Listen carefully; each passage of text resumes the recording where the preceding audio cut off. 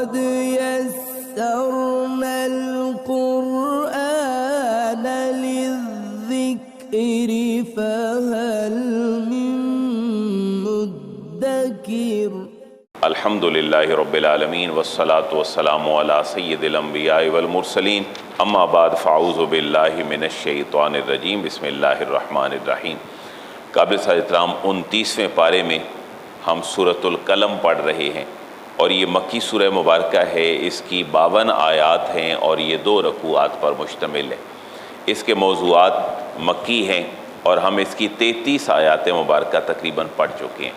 اس سے پہلے جو گفتگو ہوئی وہ مشرکین اور کفار جس غلط فہمی میں مبتلا تھے کہ ہم بڑے اچھے لوگ ہیں اور ہمارا انجام بھی بڑا اچھا ہوگا، اور جس آخرت کے عذاب سے ہمیں قرآن ڈراتا ہے اس کی کوئی حقیقت نہیں ہے۔ انہیں ایک باغ والوں کا واقعہ سنایا گیا کہ باغ والے کس طرح دھوکے میں مبتلا تھے، بالکل اسی طرح تم بھی دھوکے میں مبتلا ہو۔ جیسے باغ والوں کو اپنا پھل لگانے کے باوجود نتیجتاً کچھ نہیں ملا، ایسے تمہیں بھی اپنی اس مشرکانہ اور کافرانہ زندگی گزارنے کے بعد کچھ نہیں ملے گا۔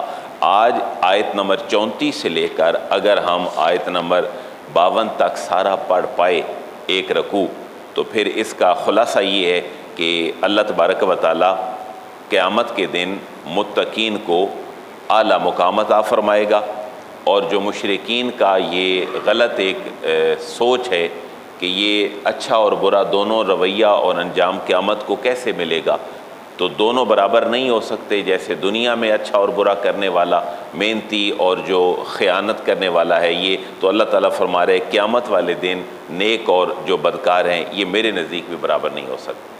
اور یہ جس تم زوم میں مبتلا ہو یہ بڑا غلط زوم ہے کہ ہم بتوں کے پجاری ہونے کے باوجود بخشش پا جائیں گے، اللہ تعالیٰ فرما رہے ایسا ممکن نہیں ہے۔ ہم ترجمہ شروع کرتے ہیں، ساتھ ساتھ انشاءاللہ گفتگو چلتی رہے گی، اور آخری جو آیات ہیں وہ نبی پاک علیہ الصلوۃ کو صبر کی ان میں تلقین کی گئی ہے۔ فاصبر لحکم ربک، اے حبیب کریم آپ تبلیغ اسلام اور اشاعت اسلام کا جو فریضہ ہے یہ سر انجام دیتے رہیں، اور اگر مشرکین اور کفار کی طرف سے ریزسٹنس آئے تو اس کے اوپر صبر کرتے رہیں، اور آپ نے وہ کام نہیں کرنا جو مچھلی والے صاحب نے کیا تھا۔ یعنی حضرت یونس علیہ السلام کی طرف اشارہ ہے کہ جیسے انہوں نے اپنا پنڈ اور بستی پریشانی کے عالم میں چھوڑ دی، تو آپ نے ایسا نہیں کرنا، آپ نے مکے والوں کو انذار کرنا ہے اور ان کو ڈرانا ہے۔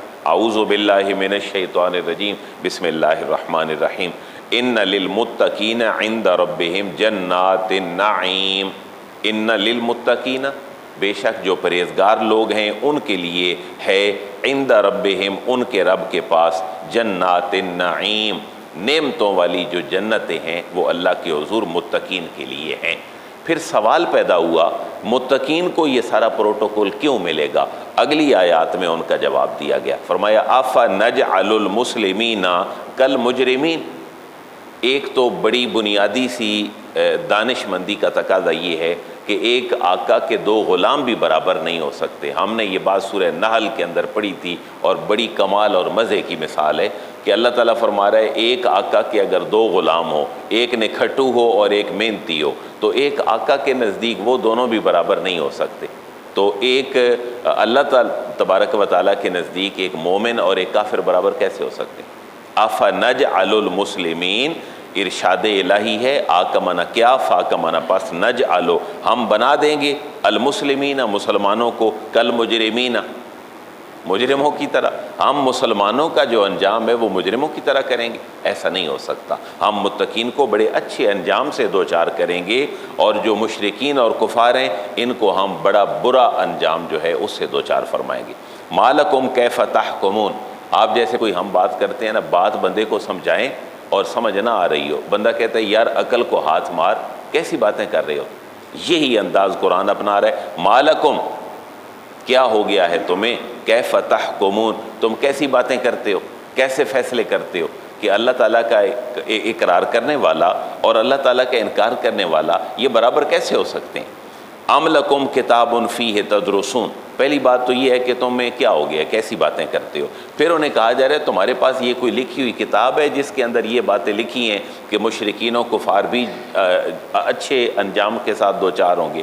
ام لکم کتاب، ام کیا، لکم تمہارے پاس ہے، کتاب کوئی کتاب، فیہ جس کے اندر تدرسون تم پڑھتے ہو۔ یہ تدرسون کا جو لفظ ہے یہ بڑا عام سا ہے، اور اس کی جو روٹ ہے وہ دال رے اور سین ہے، درس، اسی سے مدرس ہے، اسی سے مدرسہ ہے۔ تو پڑھنے پڑھانے کا پورا عمل جو ہے یہ روٹ بدلے تو اس کا معنی بدلتا رہتا ہے۔ ام لکم کتابن، کیا تمہارے پاس کوئی کتاب ہے، فیہ تدرسون جس میں سے تم نے یہ بات پڑھ لی ہے کہ ہمارا انجام بڑا اچھا ہوگا۔ جیسے اہل کتاب یہودی عیسائی کہتے تھے ہم اللہ کے بڑے پیارے ہیں، اللہ فرما رہے کیسے پیارے ہو، مجرم اور مسلم برابر نہیں ہو سکتے۔ اسی طرح تمہارے پاس یہ جو بات آئی ہے یہ کیسے آئی ہے، کوئی کتاب تمہارے پاس ہے، یعنی اس کا مفہوم آیت کا یہ سمجھے کہ میں نے تمہیں کو لکھ کے دیا ہوا کہ تم بڑے اچھے ہو، پیارے ہو، کفر اور شرک کے باوجود بھی میرے ہاں بڑے پیارے ہو، میں نے تمہیں کو لکھ کے دیا ہوا ہے۔ ان لکم فیہ لما تخیرون، ان بے شک لکم تمہارے لیے ہو، فیہ اس کتاب کے اندر، لما تخیرون ہر وہ بات جس کو تم پسند کرتے ہو۔ کوئی ایسے میں نے تمہیں معاہدہ کر کے دیا ہوا ہے جس معاہدے کے اندر اور کتاب کے اندر صرف یہ بات لکھی ہو کہ تم جرم بھی کرو تو میرے پیارے ہو، تم شرک بھی کرو تو میرے پیارے ہو، تم کفر بھی کرو تو میرے پیارے ہو، وہ کتاب دکھاؤ جس کتاب کے اندر لکھا ہوا ہو کہ تم میرے بڑے لاڈلے ہو۔ ام لکم ایمان علینا بالغۃ الی یوم القیامہ، یہ اسی طرح کا ایک اور جواب ہے۔ اللہ تعالیٰ فرما رہا ہے تمہارے پاس کوئی کتاب ہے یا کوئی میں نے قسم تمہیں دی ہوئی ہے، جیسے ہم بھی اپنی زبان روزمرہ میں یہ بات استعمال کرتے ہیں، زبان دینا جس کو کہتے ہیں، یار میں نے اس کے ساتھ زبان کی ہوئی ہے تو میں اپنی بات پہ پکا ہوں۔ اللہ تعالیٰ فرما رہے ہیں میں نے کوئی تمہارے ساتھ زبان کی ہوئی ہے، کوئی قسم دی ہوئی ہے، تمہیں پرومس کیا ہوا ہے کہ تم جرم کرو، کفر کرو، شرک کرو، جو بھی کرو تمہارا انجام بڑا اچھا ہوگا اور میرے لاڈلے ہو۔ اللہ فرما رہے ہیں میں نے تو ایسا کوئی نہیں کیا، پھر کیا ہو سکتا ہے تمہارے پاس، تمہارے کوئی شریک ہو سکتے ہیں جنہوں نے تمہیں یہ دیا ہوا ہے، مشرک۔ ام لکم ایمان، ام کیا، لکم تمہارے لیے ہیں، ایمان قسمیں، یہ ایمان نہیں ہے بلکہ ایمان ہے۔ تو ایمان جو ہے یہ یمین کی جمع ہے جس کا معنی ہے قسم اٹھانا۔ ام لکم ایمان، کیا تمہارے لیے قسمیں ہیں، علینا ہمارے اوپر لازم ہے، بالغتن ان کا پہنچانا یا ان پہ کمٹمنٹ کر کے رہنا، الی یوم القیامہ قیامت تک، کہ جو مرضی ہے تم خون خرابہ کرو، جو مرضی ہے قرآن کا انکار کرو، جو مرضی ہے رسول کا انکار کرو، تو کیا ہمارے لیے قسمیں ہم پر کوئی لازم ہے جو باقی رہنے والی ہیں قیامت تک۔ ان لکم لما تحکمون، کہ ان لکم بے شک تمہارے لیے وہی کچھ ہوگا، لما تحکمون جو تم فیصلہ کرو گے، تو ایسا نہیں ہو سکتا، تمہارے لیے وہی کچھ ہوگا جو تم فیصلہ کرو گے، یہ نہیں ہو سکتا، تم عمل کرو گے، فیصلہ ہم کریں گے کہ یہ ٹھیک ہے تمہارے لیے یا نہیں ہے۔ اللہ تعالیٰ اپنے حبیب کریم کو اگلی آیت میں فرما رہے ہیں سَلْهُمْ أَيُّهُمْ بِذَلِكَ زَعِيمٌ، یہ پیچھے جو دو چار باتیں ہوئی ہیں، تمہارے پاس کوئی کتاب ہے لکھی ہوئی، ہم نے تمہیں کو زبان دی ہوئی ہے، ہم نے تمہارے ساتھ کو پرامس کیا ہوا ہے کہ تمہارے کفر و شرک کے بعد بھی تم میرے پیارے ہو۔ سورت مکی ہے نا جی، اس کے اولین مخاطب کافر اور مشرک ہیں۔ آپ اندازہ فرمائے نا اس بندے کا نام ہی کیا ہے، ابو الحکم، جس کو ہم کیا کہتے ہیں، ابو جہل۔ ابو الحکم یعنی حکمت اور دانائی کا باپ، بڑا وزڈم والا آدمی۔ قرآن کہہ رہا ہے جو اللہ اور اس کے رسول کا منکر ہے وہ حکمت والا بندہ نہیں ہو سکتا، وہ ابو جہل ہی ہو سکتا ہے۔ ان لوگوں کو اللہ تعالیٰ خطاب فرما رہا ہے، سورہ نون والقلم مکی ہے، کہ تم ابو لہب ہو کے، ابو جہل ہو کے، طائف مکے کے سردار ہو کے اگر سارا کچھ اپنے حق میں ویسے ہی لکھی بیٹھے ہو تو لکھے رہو، ورنہ اچھا نتیجہ تو ان کا ہوگا جو میرے حبیب کے پیروکار ہیں۔ اب انہیں ایک اور انداز میں بات کی جا رہی ہے، سل اور ہم دونوں الگ لفظ ہیں۔ اے حبیب سل، جیسے کل ہے نا، یہ سل ہے، وہ کل ہے، یہ سل ہے، تو کل کا معنی کہنا، سل کا معنی سوال کرنا۔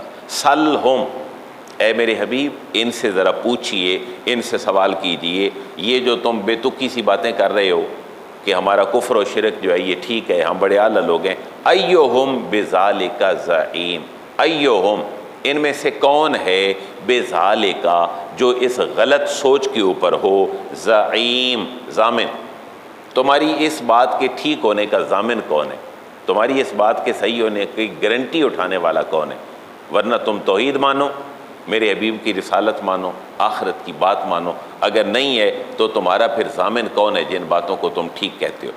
انہیں پھر یہی انداز ایک اور بات میں کہے گی ام لہم شرکا، نہ تمہارے پاس کوئی ضامن ہے، نہ تمہارے ساتھ میں نے کوئی قسم اٹھائی ہوئی ہے، نہ میں نے تمہیں لکھ کے دیا ہوا ہے۔ جب تو کچھ بھی نہیں ہے تو پھر اس کا ایک ہی نتیجہ ہے، اور وہ یہ ہے ام لہم شرکا، کہ کیا تمہارے پھر کوئی شریک ہیں جو تم نے میری خدائیت میں بنائے ہوئے، کہ یہ خوشی کا خدا ہے، یہ غمی کا خدا ہے، یہ رشتہ کرنے کا خدا ہے، یہ جادو اور 100 اوٹ بٹانگ تم نے خدا بنائے ہیں۔ تو پھر انہیں کہا جا رہا ہے تمہارا کوئی شریک ہو سکتا ہے اللہ کا جس کو تم نے بنائے، تو فَلْيَأْتُوا بِشُرَكَائِهِمْ إِنْ كَانُوا صَادِقِينَ، یہ انہیں چیلنج کیا گیا ہے۔ جب بندہ کوئی اپنی پروڈکٹ پیش کرتا ہے نا کسی کے مقابلے میں، تو پھر اس کو اس کی کوالٹیز بھی بتانا ہوتی ہیں۔ انہیں یہ کہا گیا کہ جب تمہارے پاس کوئی دلیل حق پر رہنے کی نہیں ہے کسی عقلی لیول کی، تو پھر ایک ہی بات ہے کہ تم اللہ کے جو شریک بناتے ہو ان کو لے آؤ میرے مقابلے میں۔ وہ کوئی اس طرح کی کائنات کی کاریگری بتا دیں کہ میں نے تو کائنات بنائی ہے، انہوں نے کیا بنایا؟ میں نے تو تمہیں بنایا ہے، انہوں نے کس کو بنایا؟ لے آؤ فَلْيَأْتُوا بِشُرَكَائِهِمْ، پس لے آؤ۔ عطایاتی کا معنی ہوتا ہے آنا، لیکن عطایاتی کے بعد جب پرپوزیشن آ جائے بات تو ہمیشہ اس کا معنی ہوتا ہے لانا، پیش کرنا۔ فَلْيَأْتُوا، پس پیش کریں، بِشُرَكَائِهِمْ، اپنے شریکوں کو جو میرے شریک انہوں نے بنائے ہوئے ہیں میرے حضور، تو ان کانوا صادقین، اگر یہ سچے ہیں۔ یہ پورا مقدمہ بیان کرنے کے بعد یہ ان کو سپیچ لیس کیا گیا ہے۔ جو اللہ کی توحید، رسول کی رسالت اور آخرت کے منکر ہیں ان کو سپیچ لیس کیا گیا ہے ساری باتیں کہہ کر۔ تو تمہارے پاس کیا ہے حق پہ ہونے کی دلیل؟ جب وہ بالکل لاجواب ہو گئے، سپیچ لیس ہو گئے، تو اب قیامت کا حال پیش کیا جا رہا ہے۔ قیامت کا حال کیا ہوگا پہلے سمجھ لیں، پھر آپ کو آیت کا مزہ آئے گا۔ کہا جا رہا ہے جس روز انتہائی پریشانی کا عالم ہوگا اس دن ان کو سجدے کا کہا جائے گا کہ میرے حضور سجدہ کرو، یعنی قیامت والے دن۔ اس وقت یہ قیامت کا حال دیکھ کر سجدہ کرنے کو دوڑیں گے، لیکن ان کی کمر سجدہ نہیں کرنے دے گی۔ اللہ تعالیٰ فرما رہے اب وقت ہے سجدہ کرنے کا، اب تو تمہیں چاہیے کہ سجدہ کر لو۔ تمہیں مسجد سے 5 وقت مؤذن یہ صدا دیتا ہے حی علی الصلاۃ حی علی الفلاح، اب آؤ سجدے کی طرف۔ تو بڑے پیارے انداز میں ان کو ترغیب دی گئی کہ کل جب تم سجدہ کرنے کا اقرار کر لو گے دوزخ کے بڑے بڑے انبار دیکھ کے، اس وقت تم کہو گے ہم جھکتے ہیں۔ اللہ فرما رہے پھر تمہاری کمر اور تمہاری گردن جھکے گی ہی نہیں۔ اب وقت ہے تمہارے پاس یہ کر لو، اب تمہارے پاس وقت ہے کہ تم ڈرو اور اللہ کے حضور جو ہے وہ نادم ہو جاؤ۔ یوم یکشف عن ساق، بڑے مزے کا لفظ ہے، جو عربی جانتا سمجھتا ہو اس کے لیے اس کے اندر بڑا مزہ ہے۔ یوم، وہ دن ایسا ہوگا، یکشف، یہ کشف سے نکلا ہے، کشف کا معنی ہے کھولنا، اسی سے وہ حضور داس صاحب کی کتاب ہے کشف المحجوب، یعنی چھپی ہوئی چیزوں کا کھولنا، پردہ اٹھانا کسی تحقیق والی بات سے۔ اللہ فرما رہے اس روز عالم یہ ہوگا یکشف، اٹھایا جائے گا۔ کیا اٹھایا جائے گا؟ پردہ۔ ان ساکن، ان معنی سے ساک کا معنی ہے پنڈلی، اس روز پنڈلی سے پردہ اٹھایا جائے گا۔ کیا مطلب ہے؟ انسان جب کہیں بھاگنے دوڑنے کو آتا ہے نا، کتا ہی پیچھے لگ جائے تو وہ کیا کرتا ہے؟ اپنے کپڑے شپڑے سمیٹ کے بھاگتا ہے، جان چھڑاتا ہے میں یہاں سے بھاگ جاؤں۔ یہ جملہ جو ہے نا یکشف عن ساق، یہ انتہائی مجبوری پریشانی کے عالم میں بولا جاتا ہے۔ یعنی اس دن کا عالم یہ ہوگا کہ جب سب کو بھاگنے کی پڑی ہوگی۔ یعنی انسان جب بھی کہیں کسی چیز سے اپنے آپ کو بچانا چاہتا ہے، کیچڑ سے، آگ سے، کانٹوں سے، تو وہ کیا کرتا ہے؟ اپنا کپڑا اٹھا لیتا ہے اور اپنی جو پنڈلی ہے وہ آٹومیٹیکلی وہ ننگی ہو جاتی ہے۔ یعنی یہ ان کی جو ہے وہ عاجزی کا اظہار ہے کہ اس دن تم بھاگو گے۔ پھر یوم، اس دن یکشف، پردہ اٹھایا جائے گا، ان ساکن، ایک ساک سے، یعنی انتہائی ایسی کیفیت ہوگی کہ تمہیں بھاگم بھاگ کی کیفیت ہوگی۔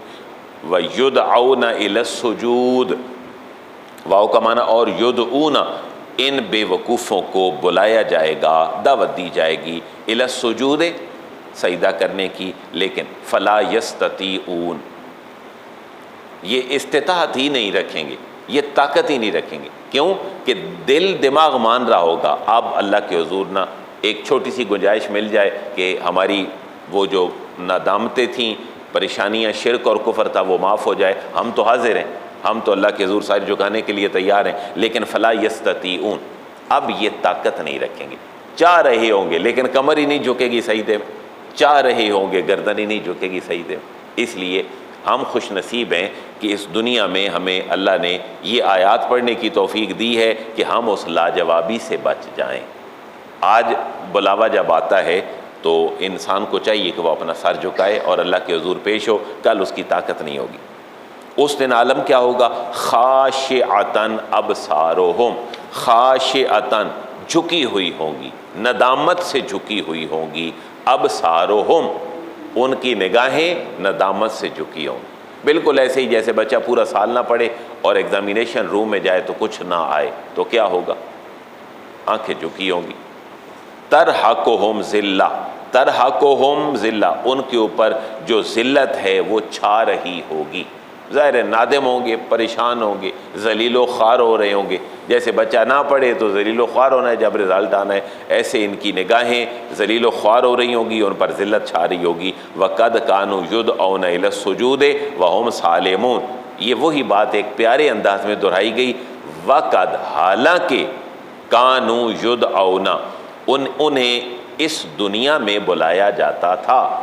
انتہائی پیارا سینٹینس یوز ہوا، کانوا یدعون، ان کو بلایا جاتا تھا، یعنی یہ کنٹینیوٹی بھی پائی گئی اور پیسو وائس بھی ہوا، ان کو بلایا جاتا تھا الی السجود، سجدے کی طرف، وہم سالمون، اور اس حالت میں بلایا جاتا تھا وہم سالمون، جب یہ صحیح سالم ہوتے تھے تو نہیں آتے تھے۔ اب کہتے ہیں نہیں اللہ بخش دے، سجدہ کرتے ہیں، اب کمر نہیں جھکے گی۔ اب اگلا ذرا جملہ دیکھیں، انتہائی تحکمانہ، انتہائی اللہ کی جلالت سے بھرپور جملہ۔ اللہ تعالیٰ فرما رہے محبوب فذرنی ومن یکذب بہذا الحدیث، محبوب چھوڑ دیں ان کو، فذرنی، اے حبیب کریم آپ چھوڑ دیجئے میرے اوپر، یعنی مجھے چھوڑ دیجئے، ومن یکذب، اور اس شخص کو چھوڑ دیجئے، یکذب جو جھٹلاتا ہے، بہذا الحدیث، اس کتاب کو۔ اے حبیب جو بندہ اس کتاب کو جھٹلاتا ہے اسے اور مجھے چھوڑ دیجئے، میں خود نمٹ لوں گا، آپ پریشان نہ ہوں۔ آپ نے تبلیغ اسلام کا حق ادا کر دیا ہے، آپ نے طائف میں پتھر کھا لیے ہیں، آپ نے احد میں اپنے دندان مبارک شہید کروا لیے ہیں، منافقین کفار کی تہمتیں کھا لی ہیں۔ اب یہ پوری سیرت کا صبر اور مشکل والا چیپٹر آپ ذرا پڑھیں تو کیسا جملہ ہے حضور کی تسلی کے لیے جو اللہ فرما رہے فذرنی۔ یہ اگر کھولے نا اس لفظ کو تو یہ چار چیزیں ہیں، فا، زر، نون اور یہ، گرامیٹیکلی یہ چار چیزیں ہیں، فا، زر، نون اور یہ۔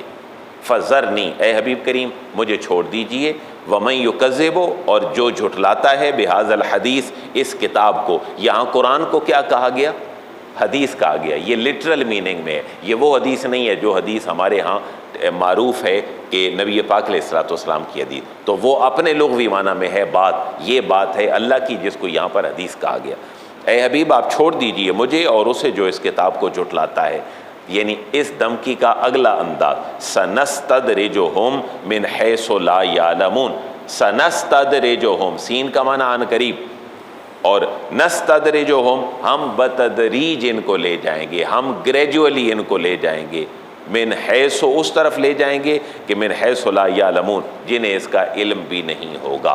یعنی انسان گمراہی در گمراہی چلا جائے گا، لیکن من حیث لا یعلمون، انسان کو اس کی فکر ہی نہیں ہوتی۔ اور یقین مانے کفر پہ، شرک پہ، گناہ پہ، غلطی پہ ندامت کا احساس ہو جانا، یہ انسان کی فتح ہے، اللہ نے اس کو فتح دے دی ہوتی ہے، لیکن اپنی غلطی پہ کمیٹڈ رہنا اور اس کو غلطی ماننا ہی نہ، یہ اتنی بڑی جہالت ہے اور اتنی بڑی باعث ندامت چیز ہے جس سے اگر انسان کو لاحق ہو جائے تو انسان کبھی ٹھیک راستے پر نہیں آ سکتا۔ تو یہ ان کو سزا دی جا رہی ہے، سنستدرجہم من حیث لا یعلمون، اے حبیب کریم ہم گریجولی ان کو کفر و شرک کی اس گہرائی میں اب لے جائیں گے، من حیث لا یعلمون، جہاں سے ان کو احساس ہی نہیں ہوگا۔ جیسے آپ یوں سمجھے نا جناب، ایک انتہائی ٹرسٹڈ مین جس کے اوپر آپ کو ٹرسٹ ہے وہ آپ کو دھوکہ دیتا ہے تو آپ کیا کرتے ہیں؟ انتہائی پنشمنٹ کی طرف اس کو لے، میں آپ کو سبق سکھاؤں گا، تم نے میرے ساتھ دھوکہ کیا ہے، میں تمہیں سبق سکھاؤں گا۔ اللہ تعالیٰ فرما رہے محبوب انہوں نے میرے ساتھ دھوکہ کیا ہے، انہوں نے آپ کے ساتھ دھوکہ کیا ہے، قرآن کو غلط کہہ کے انہوں نے دھوکہ دیا ہے، آپ بے فکر ہو جائیں۔ انہیں اور مجھے میرے حال پہ چھوڑ دیں، ہم ان کو ایک برے انجام کی طرف لے کے جائیں گے۔ وَأُمْلِي لَهُمْ، اور اللہ تعالیٰ فرما رہے وَأُمْلِي، واو کا معنی اور اُمْلِي لَهُمْ، میں نے ان کو مہلت دے دی ہوئی، میں ان کو مہلت دے رہا ہوں۔ اِنَّ قیدی متین، ان کو اپنے ذہن میں یہ بات رکھنی چاہیے، ان بے شک قیدی، میری جو خفیہ تدبیر ہے، متین، وہ بڑی پختہ ہے، میری خفیہ تدبیر بڑی پختہ ہے۔ اس خفیہ تدبیر کی اگر ایک پریکٹیکل جھلک دیکھنی ہو تو آپ 10 مئی کو دیکھ سکتے ہیں، جو اللہ نے پاکستان کو عزت اور وقار دیا، آپ اندازہ کر سکتے ہیں اس کا کہ ہم کہاں نا امیدی میں بیٹھے تھے، تو اللہ تعالیٰ نے اس امت کو، اہل پاکستان کو عزت وقار دیا پوری دنیا میں۔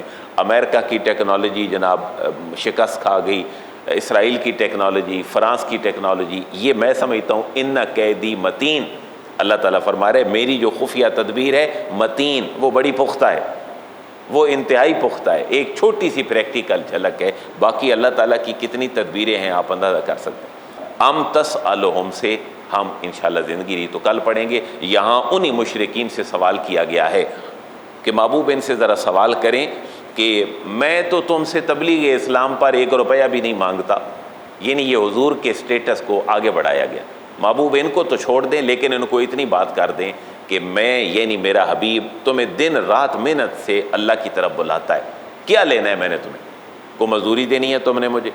کو پیسے دینے ہیں؟ کیا دینا ہے؟ مجھے کچھ نہیں چاہیے تم سے، میں تو صرف یہ چاہتا ہوں کہ تم دوزخ کی آگ سے بچ جاؤ، اور یہ فریضہ میرے اللہ نے میرے ذمہ لگایا ہے کہ میں تمہیں راہ حق کی طرف لے آؤں۔ کتنے پیارے انداز میں اللہ تعالیٰ نے اپنی پاک کلام میں دین کی حقانیت اور حضور کی محنت کو بیان فرمایا۔ کل انشاءاللہ 46 سے 52 تک ہم انشاءاللہ اس صورت کو مکمل کریں گے۔ اللہ تعالیٰ ہمیں اپنی پناہ عطا فرمائے اور ہمیں قرآن کے ساتھ اور نبی مہربان علیہ الصلوۃ والسلام کی اطاعت و محبت کے ساتھ جڑے رہنے کی توفیق عطا فرمائے۔ وما علیہ الا البلاغ۔